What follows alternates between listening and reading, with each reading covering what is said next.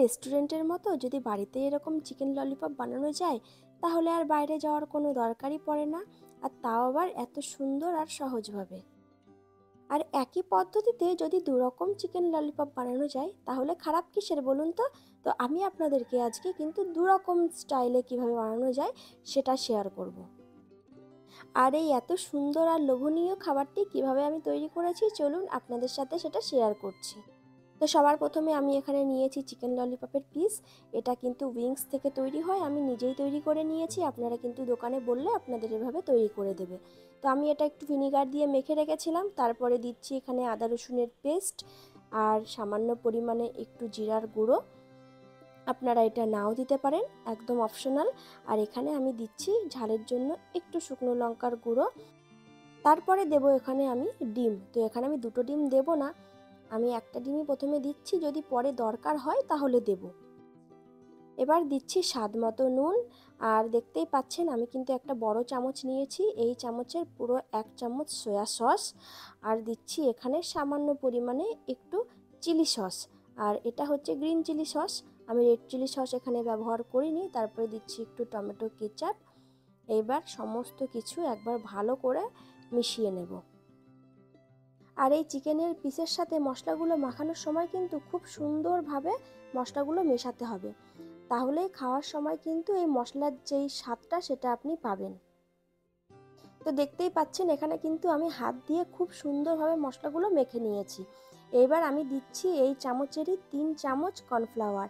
আমি চামচটা যেহেতু একটু বড় নিয়েছি ওই জন্য 3 চামচে হয়ে যাবে।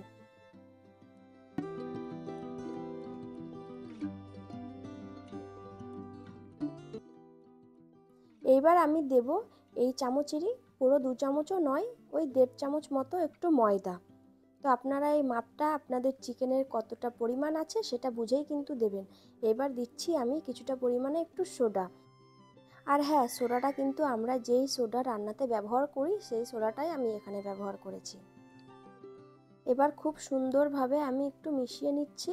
আর প্রথমে আপনাদের মনে হবে যে একটু জল লাগতে পারে, কিন্তু খুব ভালোভাবে মেশাবেন, দেখবেন আমার মনে হয় না যে পরে কোনো জলের প্রয়োজন হবে।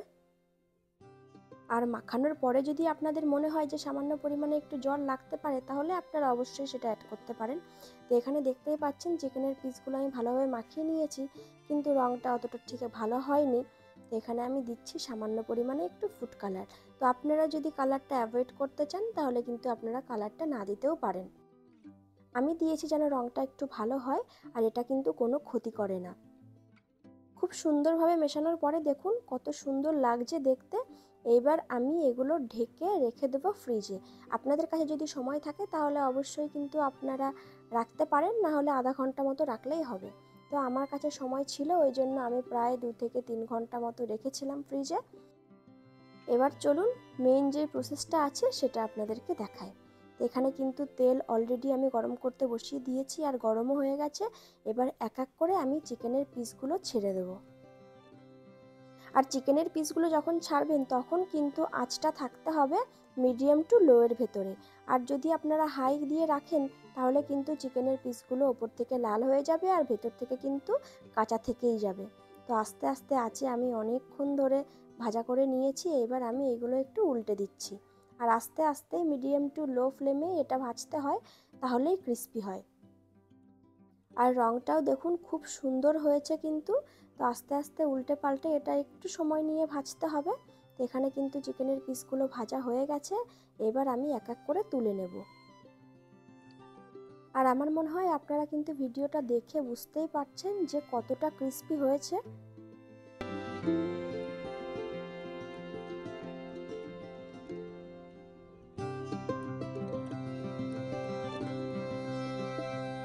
তো আপনারা কিন্তু এই পর্যায়েই এটাকে একটু টমেটো সস দিয়ে তারপরে সার্ভ করতে পারেন। আমি অবশ্য টমেটো সস দিয়ে সার্ভ করেছি, আপনারা আপনাদের পছন্দ মতো সস দিয়ে কিন্তু এটা খেতেই পারেন।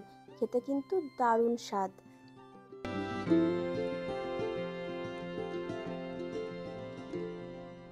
তো এইবার আমরা যেই পদ্ধতিতে সবসময় খেয়ে থাকি চলুন সেটাই আপনাদেরকে শেয়ার করছি। তো এখানে আমি দিয়ে দিচ্ছি তেল। যেই তেলে আমি চিকেনটা ভেজেছিলাম সেখান থেকে একটু তেল দিয়ে দিয়েছি। এবার আমি কিছুটা পরিমাণে আদা আর রসুন কুচি দিয়ে দিচ্ছি। এটা সামান্য পরিমাণে একটু নাড়াচাড়া করে এইখানে দিচ্ছি আমি এবার বেশ অনেকটা পরিমাণে পেঁয়াজ কুচি। এবার আমি ওই মিনিট খানেক মতো একটু নাড়াচাড়া করে নেব, হালকা একটু রঙটা চেঞ্জ হওয়ার জন্য। কিছুক্ষণ একটু আমি নাড়াচাড়া করে নিয়েছি। আর আপনারা যদি ঝাল খেতে পছন্দ করেন তবে এখানে কিন্তু ঝাল দিতে পারেন, আর যদি পছন্দ না করেন তাহলে আপনারা এটা স্কিপ করতেই পারেন। তো আমি এখানে কিন্তু ঝাল পছন্দ করি, ওই জন্য আমি দিয়ে দিলাম একটু কাঁচা লঙ্কা কুচি। এবার আমি দিচ্ছি এখানে শেজওয়ান সস, যেটা না হলে কিন্তু চিকেন ললিপপটা খেতে খুব একটা বেশি ভালো লাগে না। তো একটু নাড়াচাড়া করে নিচ্ছি।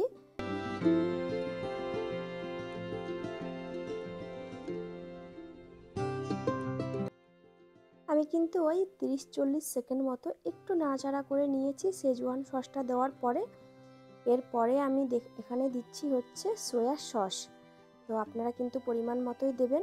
এখানে আমি দিচ্ছি টমেটো কেচাপ, তারপরে দিলাম কিছুটা পরিমাণে একটু চিনি।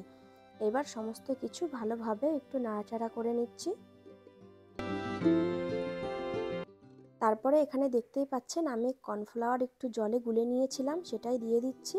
এটা গ্রেভিটাকে একটু থিক করবে। সমস্ত কিছু ভালোভাবে একবার মিশিয়ে নিয়ে এবার আমি চিকেনের পিসগুলোকে দিয়ে দিচ্ছি।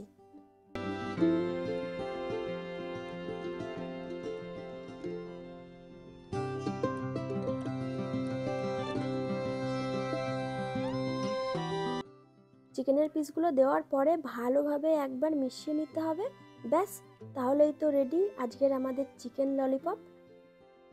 তো এখানে কিন্তু সার্ভ করার জন্য একদম রেডি। চলুন আপনাদেরকে সার্ভ করে তারপরে দেখাচ্ছি। তো এখানে একটু ভালো দেখানোর জন্য আমি উপর থেকে একটু সাদা তিল দিয়ে দিচ্ছি। এটা কিন্তু খেতেও অনেক ভালো লাগে। তো আপনারাই দেখুন কতটা সুন্দর লাগছে দেখতে আর কতটা লোভনীয়। যেরকম একটা দেখতে লোভনীয় সেরকম কিন্তু এটা খেতেও। তো আমি তো বানিয়ে খেয়ে নিয়েছি, আপনারাও কিন্তু বাড়িতে অবশ্যই ট্রাই করবেন। আপনারা কিন্তু অবশ্যই কমেন্ট করে জানাবেন কে কে এভাবে বাড়িতে ট্রাই করেছেন, আর কার কার এটা খেতে ভীষণ ভালো লাগে। তো আপনারা কে কেমন খেতে পছন্দ করেন, এরকম জুসি টাইপের ললিপপ না এরকম একদম ক্রিস্পি ভাজা করে? তো আপনারা কিন্তু অবশ্যই জানাতে ভুলবেন না। আর যদি আজকের রেসিপিটি ভালো লেগে থাকে তাহলে অবশ্যই একটা লাইক শেয়ার কমেন্ট করবেন। আর আমার চ্যানেলটিকে অবশ্যই আপনারা একটু সাবস্ক্রাইব করে দেবেন। আর যদি ফেসবুক থেকে দেখে থাকেন তাহলে অবশ্যই একটা ফলো করে দেবেন। তো চলুন দেখা হবে নেক্সট ব্লগে। টাটা।